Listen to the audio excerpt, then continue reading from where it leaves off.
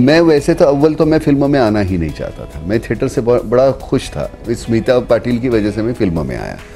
उसका कहना था, नाना ये बड़ा कैनवास है, एक ही वक्त तुम इतना कर सकते हो, इतने लोगों तक पहुंच सकते हो, तुम्हें जो कहना है, जिस तरह की तुम्हारी सोच है, कैसे बताऊं मैं तुम्हें, मेरे लिए तुम कौन हो, कैसे बताऊं मैं तुम्हें। तुम धड़कनों का गीत हो, जीवन का तुम संगीत हो। क्रांतिवीर का मैं डायलॉग नहीं लगता, मुझे लगता कि वो भड़ास थी, वो जो निकल गई अंदर था, वो इर्द गिर्द एक दूसरे की गर्दन काट रहे, वो देखा था मैंने उस वक्त। उसका वो जो एक परिपाक था, वो रिएक्शन थी। या तिरंगा का जो है वो सभी वो वही है, लेकिन डायलॉग करके वो होता नहीं। फिर एक आध लाइन कोई होती है, लोगों को पसंद आती है।